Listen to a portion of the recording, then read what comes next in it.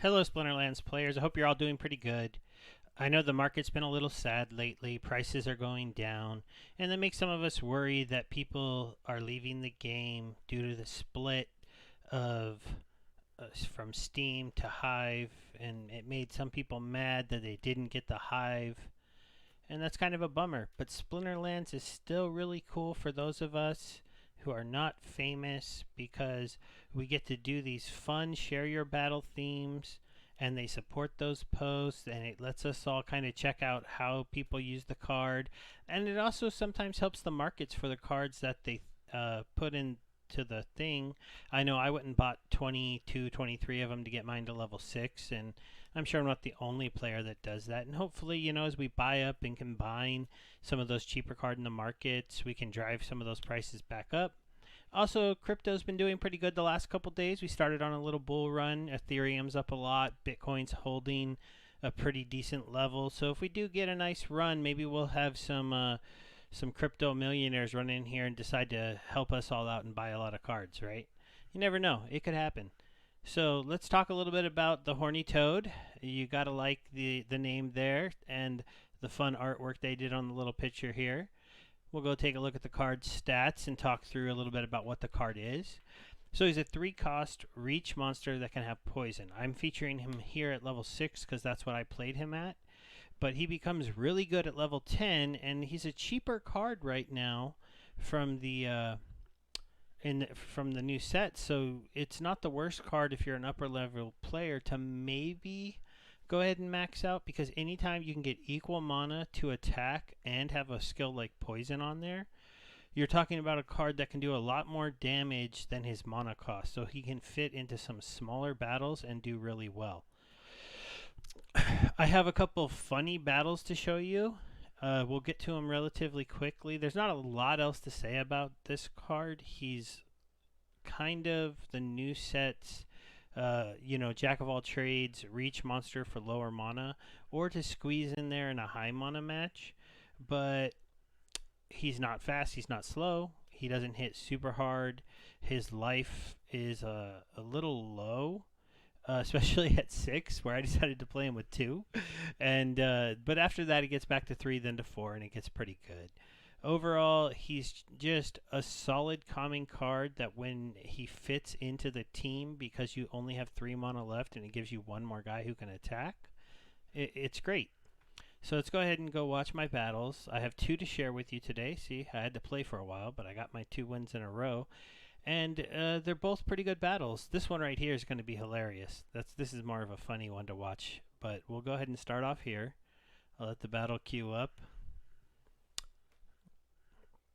So in this one, both of these matches you will see I did feature him in what was a lower mana match. So let me just bring up the rule set and then we'll talk a little bit about the battle.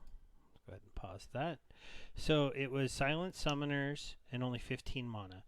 I went with the Death Squad because I kind of like Death Squad in the lower tier of manas because they have some pretty good utility monsters that are only 2 costs. So as you see, I combined the 3 cost here with a 2 cost and a 2 cost and a 5 cost to put together a pretty good team. Fire can do this too, but the difference you'll see in these lineups, even though they look kind of similar in what we're going to do to each other, is that his damage is kind of spread out a little bit. This play here, it makes sense because he only had 2 mana, you might think, but I would have turned this 3 mana into somebody else to attack this front row, because you have a front row, you went with a repair here to get the repair when you don't have the heal here and the speed boost,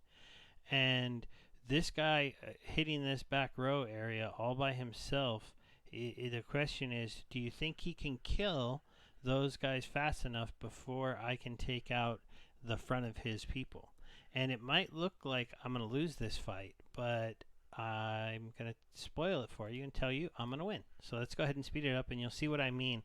I featured this in my last giveaway post explaining that splitting your damage dealers is dangerous. Because sure, he got my chicken, but we're going to go here. Ooh, that was misses, misses, misses. It looks terrible for me, right? But I just need a couple hits, and we'll turn this fight around.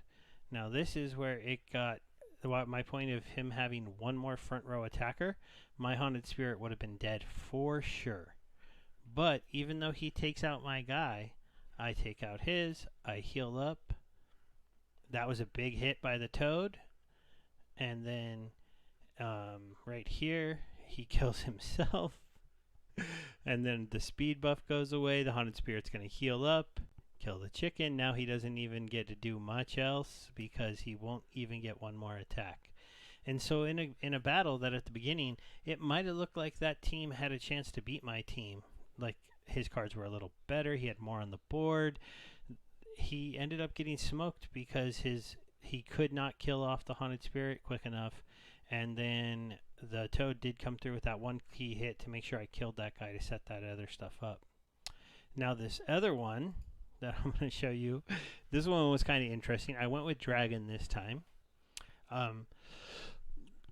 This was also low mana, so I comboed him with Death. Let's go ahead and bring up the rule set.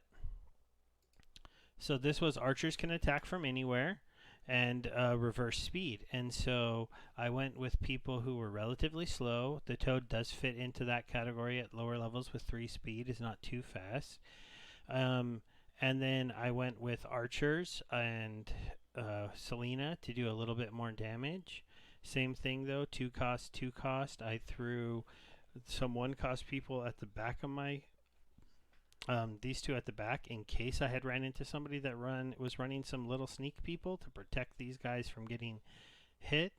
It didn't turn out that way. As you see, I went against somebody who decided to just go for the last stand. And this probably looks like this guy is going to be, I mean, he's self-healing. He's got protect. He's going to last stand and have a ton of damage. You probably think he's going to blow me away, right? But if you saw the thing giveaway, he's going to lose this fight. And it's really because of all the status effects. So I get the minus attack there, which is big. And he can't quite kill my tank. I get the poison. So I blocked his healing, halved his attack, poisoned him. And even though he had all that HP, boom, he's gone. So that battle was kind of to show you that status effects are something that I think some people overlook, and they're something that's very powerful for the game. When you can take a monster like him and take away his ability to heal, and take his 6 magic attack and drop it down to 3 so that he can't kill your tank on 1 attack, and he's the only attacker. And he also, the key thing there was he increased his speed to 3, which let all my 2 attackers in the reverse speed attack first. So that's why he never got to attack with that 6 magic. And that really wrapped that game up for me really quick. And that was pretty cool for a champion, 2 champion wins in a row there after, trying a couple other times to get the Toad to win. And it wasn't quite going as well for me in those first couple tries. So I hope everybody out there is, still hoping that the expansions and everything brings this game out to a bigger crowd, and us early adopters get rewarded for sticking with the game. I know I'm going to keep my cards and just watch them hopefully go up in value and keep playing the game. And my goal is just really to see more people come here and play this card game where you actually get to own your cards. I know we can't sell them for a whole lot right now. The market's a little down, but in any other game, you put in this kind of time, you get your cards all leveled up, and at the end of the day, eventually, you just have to walk away from the game, and you don't get anything for it. And that's one of the best things about blockchain games, NFT games, and Splinterlands is leading the way. Hopefully, they'll get rewarded for being one of the first, really fun to play games where you can own the NFTs. So everybody, have a good day, and I will talk to you next time. Bye.